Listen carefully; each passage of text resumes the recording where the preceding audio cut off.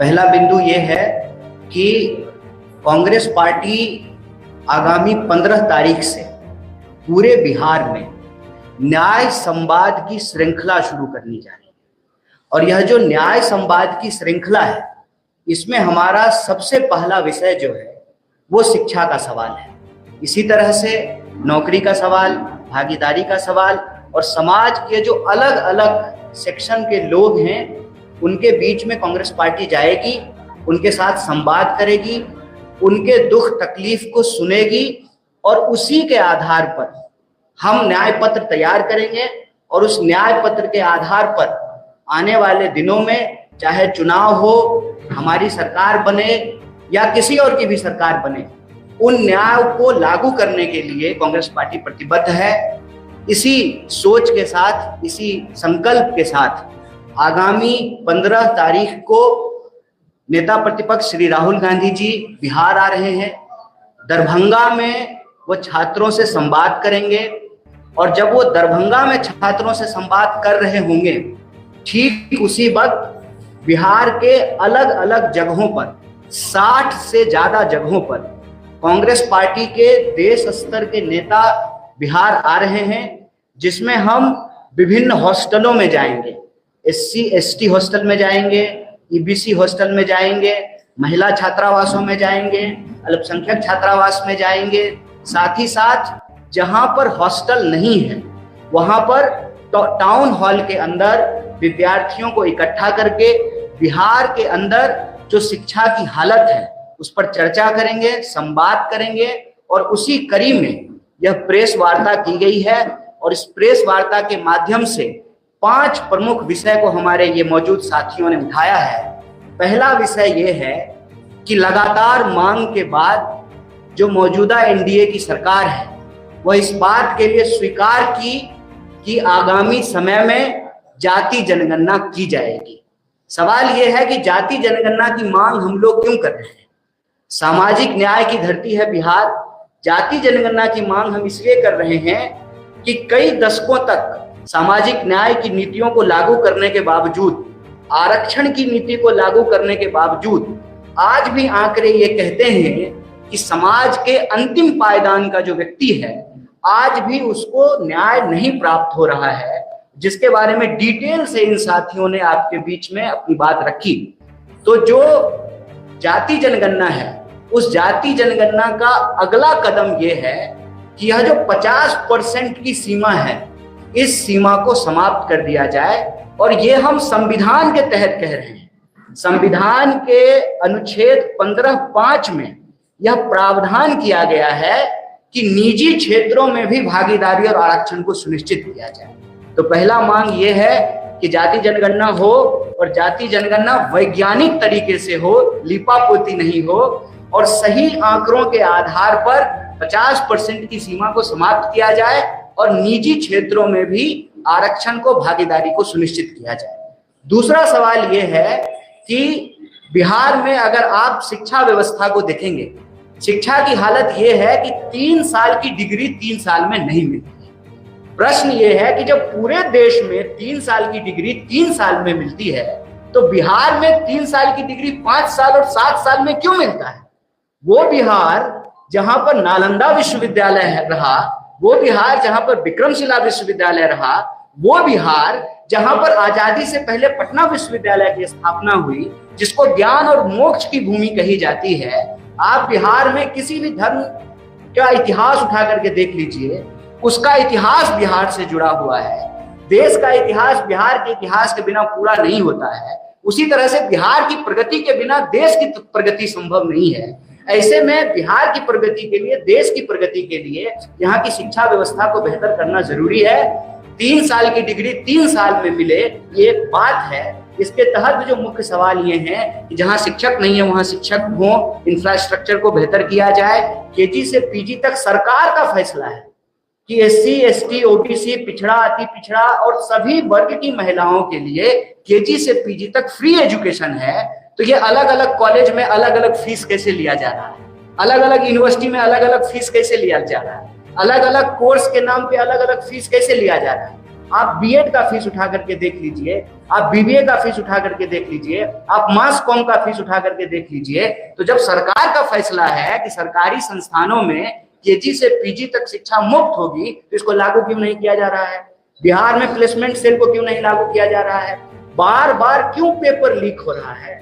रोजगार का जो सवाल है, 4 लाख 4.5 लाख से ज्यादा पोस्ट खाली है, उन पोस्ट को क्यों नहीं भरा जा रहा है? और कोई परीक्षा, चाहे बीपीएससी की हो, टियर 3 की परीक्षा हो, किसी भी डिपार्टमेंट की परीक्षा हो, उनको जो है नौकरी नहीं मिल रही है और रोजगार देने के बजाय बिहार सरकार लोगों को कर्जदार बना रही है। आप ये देखिए कि 2000 करोड़ से ज्यादा रुपया जो है बिहार के विद्यार्थियों के ऊपर कर्ज है। नौकरी मिलने से पहले, मतलब रोजगार मिलने से पहले एक विद्यार्थी जो है वो कर्जदार बन जा रहा है। तो सरकार से हमारी यही मांग है कि साहब, यह जो डबल इंजन की सरकार है, यह डबल इंजन जो है ना पूरा गुजरात की तरफ घुमा हुआ है। रोजगारों उधरे जा रहा है, नौकरियों उधरे जाएगा, बुलेट ट्रेन भी वहीं बनेगा, सारा डेवलपमेंट वहीं होगा।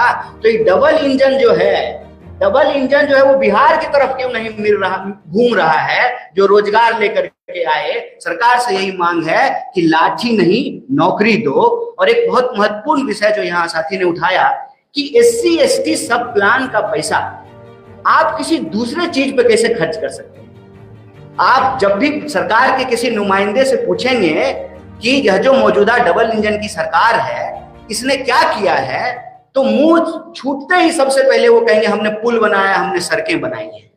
आप पुल बनाए हैं, सड़कें बनाए हैं, हालांकि ये अलग बात है कि यहाँ पे जो है पुल चोरी भी हो जा रहा है। जहां नदी नहीं है वहां भी खेत में पुल बन जा रहा है। सवाल ये है कि आप SC ST सब प्लान का पैसा दूसरे मद में, दूसरे हेड में कैसे खर्च कर सकते हैं? ये सीधे तौर पर यह दलित विरोधी कार्रवाई है। तो यह 5 विषय को लेकर के, एक भागीदारी के सवाल को लेकर के, नौकरी के सवाल को लेकर के, शिक्षा के सवाल को लेकर के कांग्रेस पार्टी बिहार के हर जगह जाकर के हर वर्ग के विद्यार्थियों से बात करेगी, चाहे बिहार के गरीब हो, दलित हो, पिछड़े हो, आदिवासी हो, अति पिछड़े हो, महिला हो, किसान हो, मजदूर हो, हर वर्ग के विद्यार्थियों से, नौजवानों से हम बात करेंगे। और हमारा संकल्प ये है कि बिहार की शक्ति से ही देश की प्रगति होगी। और इसीलिए यह न्याय संवाद की श्रृंखला आगामी 15 तारीख से शुरू हो रही है, जो लगातार चलेगी। और 15 तारीख को नेता प्रतिपक्ष दरभंगा में छात्रों से संवाद करेंगे और उसी वक्त बिहार के अलग अलग जगहों में, 60 से ज्यादा जगहों में कांग्रेस पार्टी का कोई ना कोई नेता या कार्यकर्ता छात्रों की आवाज को सुनेगा और उनके संघर्ष में हम कंधे से कंधे मिला करके चलेंगे। इसी महत्वपूर्ण सूचना के लिए यह महत्वपूर्ण प्रेस वार्ता बुलाई गई। आप तमाम मीडिया के साथी यहाँ उपस्थित हुए, इसके लिए हम पार्टी की तरफ से आपका बहुत बहुत धन्यवाद करते हैं। भारतीय राष्ट्रीय कांग्रेस यह उम्मीद करता है कि बिहार को बदलने की जो हमारी कोशिश है, इस कोशिश में मीडिया बंधु भी हमारा साथ देंगे। आपके अगर कुछ प्रश्न हैं इस विषय से जुड़े हुए तो आप पूछेंगे, हम यथासंभव उसका आंसर देने की कोशिश करेंगे। बहुत बहुत धन्यवाद।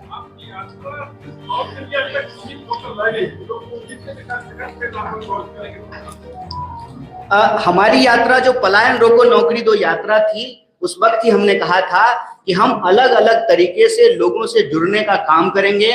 वह जो यात्रा शुरू हुई है उसी का अगला पड़ाव ये है कि अब हम पद यात्रा करने की बजाय अलग अलग जिलों में, अलग अलग हॉस्टलों में, अलग अलग ब्लॉकों में जाएंगे और वही शिक्षा, नौकरी और भागीदारी के सवाल पर लोगों से संवाद करेंगे। तो यह जो सतत संघर्ष है उसी का अगला पड़ाव है।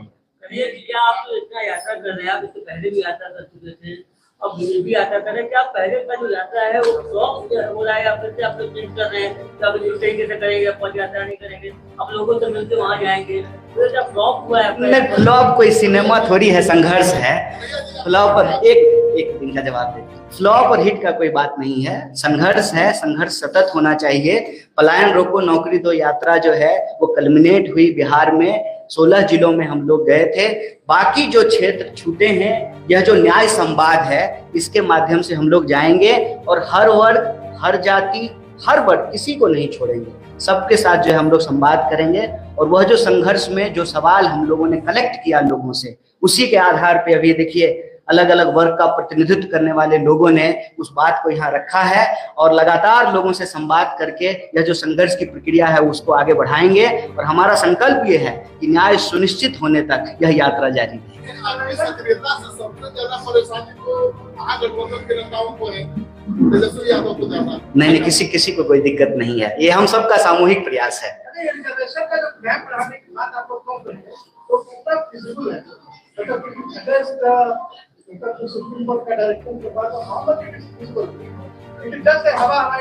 नहीं, सुप्रीम देखिए मैं अब आपको सरकार की भाषा कहता हूँ। अभी जो मौजूदा एनडीए की सरकार है उसके कई मंत्रियों ने कहा, ये मैं नहीं बोल रहा हूं, सरकार कह रही है कि कानून बनाने का काम विधायिका का है। कानून सही तरीके से लागू हो रहा है कि नहीं लागू हो रहा है उसको देखने का काम न्यायपालिका का है और ग्राउंड पे उसको लागू करने का काम कार्यपालिका का है। तो कानून अगर 50% की सीमा भी जो तय हुई है वह तो विधायिका से ही तय हुई। जब आंकड़े आ जाएंगे और आंकड़े यह बता रहे हैं कि जो भागीदारी का सवाल है वो भागीदारी आज भी समाज के अंतिम व्यक्ति तक नहीं पहुंचा है। मैं आपको एक सिंपल उदाहरण देता हूं कि जो नियम बनाए गए हैं हम उससे इतर कोई बात नहीं कर रहे हैं। संविधान संशोधन के तहत जब यूपीए की सरकार थी, आर्टिकल 15(5) में आप निकाल करके देख सकते हैं, मैं अभी ले आता संविधान तो यही खोल के दिखा देता कि 15(5) में यह साफ साफ लिखा हुआ है निजी क्षेत्रों में भी आरक्षण का प्रावधान किया गया है। तो जब संविधान कहता है तो न्यायपालिका उसको कैसे रोक सकती है? बिल्कुल बना सकती है और सरकार बनाएगी। सरकार जैसे जाति जनगणना करने के लिए तैयार हुई है वैसे ही सरकार को कानून भी बनाना पड़ेगा। आप सभी वर्ग की बात कर रहे हैं, जनरल में भी बहुत सारे लोग जो है वो गरीब है ना, 10% आरक्षण उनके लिए भी है।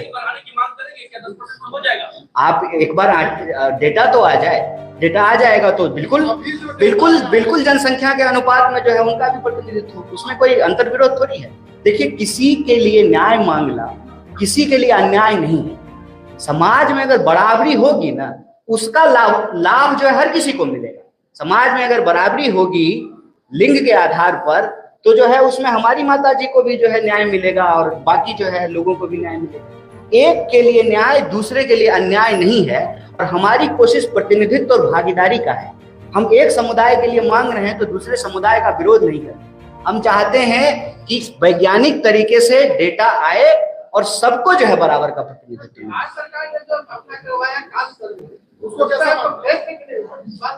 देखिए, जो भी प्रयास हो रहे हैं सबके लिए सबको जो है हर कदम जो है वो मंजिल की ओर इम्पोर्टेंट है, चाहे वो कदम छोटा हो या बड़ा हो।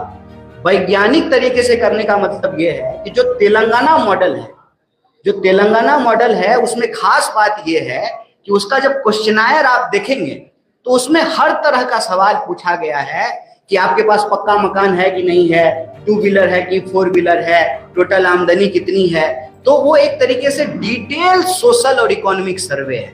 तभी पता चल पाएगा कि किस समाज के भीतर, कई बार क्या होता है ना कि एक परसेप्शन होता है कि ये समाज में जो है सब अच्छे ही लोग हैं, सब जो है अमीर लोग ही हैं, लेकिन गरीब और पिछड़ा जो है वहां भी हो सकता है। तो हम उसमें सिंपल एक बात कह रहे हैं कि वैज्ञानिक तरीके से, वस्तुनिष्ठ तरीके से, ऑब्जेक्टिव तरीके से उसका सर्वे हो ताकि कोई भी व्यक्ति जो है वो वंचित ना रह जाए। सर, लैंड रिफॉर्मिंग की बात होगा क्या हो जाए? अच्छा, वो अभी बात का विषय है। और कोई प्रश्न नहीं है जी? युवाओं को जो रोजगार की बात करने के लिए, मांग करने के लिए जाता है, लाठीचार्ज हो रही है, क्या आप क्या कहना है? देखिए, मेरा तो यही अपील है बिहार के नौजवानों से कि जिस सरकार को वोट दे करके आप कुर्सी पे बिठाते हैं वो सरकार कुर्सी पे बैठ करके आपके ऊपर डंडा मारने का आदेश देती है, तो लाठी का बदला वोट से लीजिए।